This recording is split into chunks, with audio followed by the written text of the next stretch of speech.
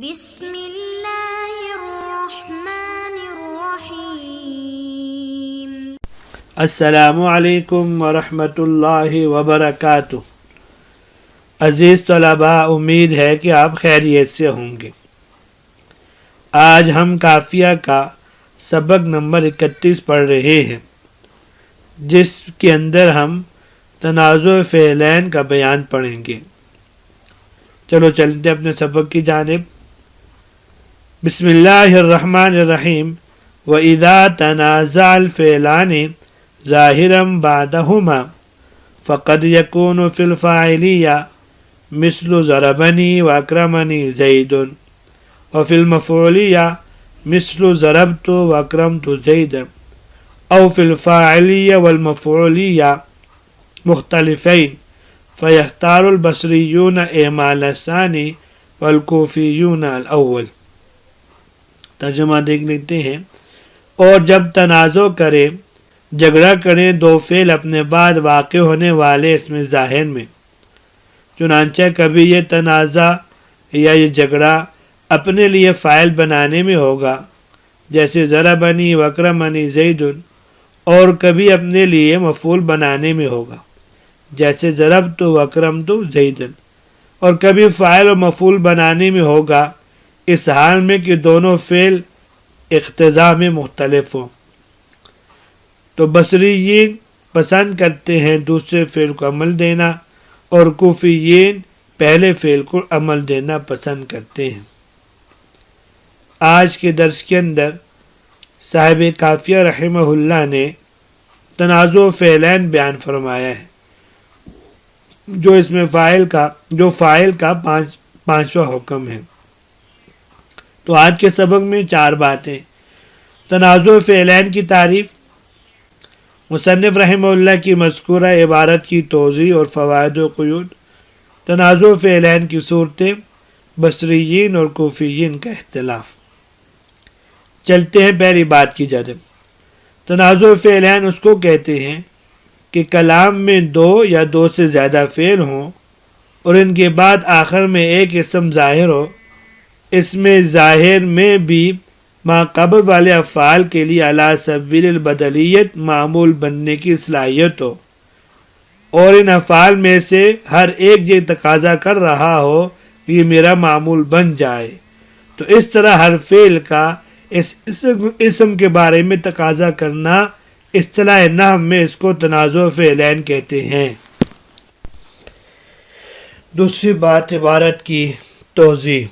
وَإِذَا تَنَازَعَ الْفِعْلَانِ ظَاهِرًا بَعْدَهُمَا، مصنف رحمہ اللہ نے یہاں پہ وَإِذَا تَنَازَعَ فرمایا ہے۔ تنازع کا یہاں اصطلاحی معنی مراد ہے، اور وہ یہ ہے کہ یہ دونوں فعل بعد میں آنے والے اسم کے بارے میں یہ تقاضا کرتے ہیں کہ وہ اسم جو ظاہر ہے ان کے لیے معمول بنے، ورنہ تنازع کا لغوی معنی جھگڑا کرنا ہے، اور آپ کو معلوم ہے کہ یہ زیرو شے کے لیے اشیاء کے ساتھ خاص ہے۔ فعلان کہا، اس میں صرف افعال کے تنازع کا ذکر کیا، کیونکہ عوامل میں سب سے قوی تر عامل فعل ہوا کرتے ہیں، لہذا قوی کے ذکر کرنے سے باقی یعنی شبہ فعل کا ذکر تب نہ جائے گا، اس لیے کہ اس میں بھی تنازع ہو سکتے ہیں۔ مثلا زید ضارب و مکرم بکرا و بکر شریف و کریم ابوہ۔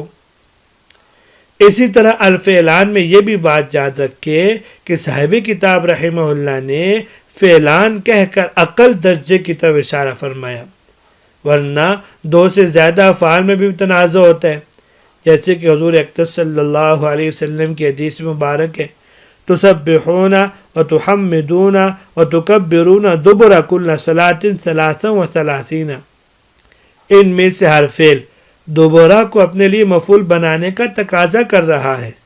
اور اسی طرح توصیف میں دیکھیں، کما صلیت وسلمت وبارکت ورحمت وترحمت علی ابراہیم، ان 5 افعال میں سے بھی ہر ایک علی ابراہیم کو اپنے لیے معمول بنانے کا تقاضا کر رہا ہے۔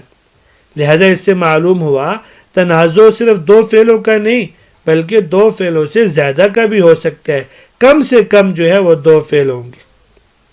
آگے لفظ ہے ظاہراً، ظاہراً یہ کہہ کر اس طرف اشارہ فرمایا کہ تنازع فعلین اس میں ظاہر میں ہوگا، اس میں ضمیر میں نہیں ہوگا، اس لیے کہ وہ جس فعل کے ساتھ ضمیر متصل ہوگی وہ اسی ہی فعل کی معمول ہوگی۔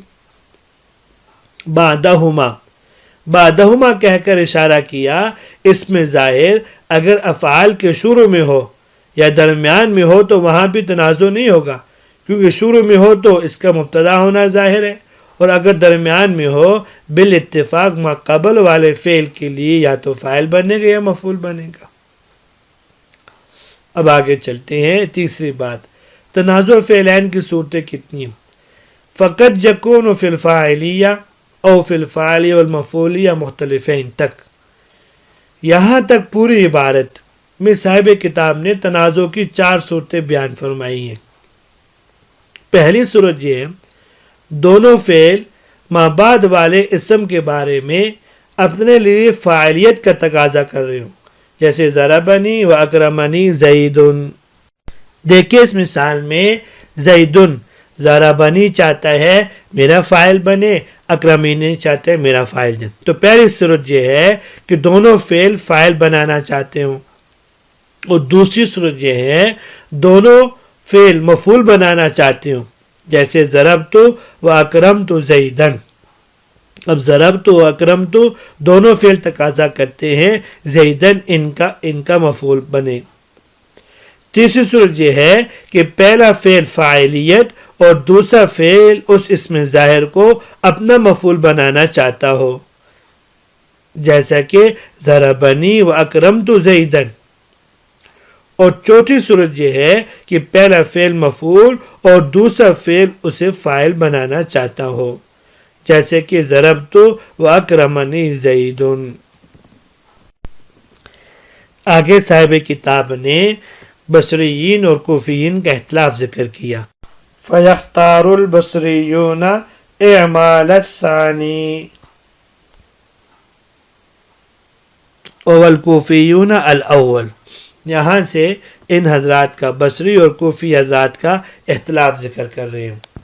کوفیین اور بصریین دونوں حضرات کا اس بات پر اتفاق ہے کہ دونوں فعلوں میں سے کسی بھی فعل کو عمل دینا جائز ہے، البتہ اختلاف صرف افضل اور غیر افضل میں ہے۔ چنانچہ کوفیین حضرات کے ہاں فعل اول کو اور بصریین حضرات کے ہاں فعل ثانی کو عمل دینا افضل ہے، اس سے صاحب کتاب نے فیختار فرمایا، فیختار کا لفظ لائے کہ ان کے پسند اور افضل ہے۔ کوفیین حضرات کے دلائل کیا ہیں؟ ان کی دلائل یہ ہیں الاول فالاول اور الفضل للمتقدم، اور اول اسبق الطالبین فهو اولا بإعطاء المطلوب، جو پہلے آتا ہے پہلے کو ملنا چاہیے، اور فضیلت پہلے والوں کے لیے ہے۔ اور ایک اور دلیل یہ بھی ہے اگر فعل ثانی کو عمل دیں گے اول میں ضمیر کو فاعل بنائیں گے تو اس سے اضمار قبل ذکر لازم آئے گا جو کہ ناجائز ہے۔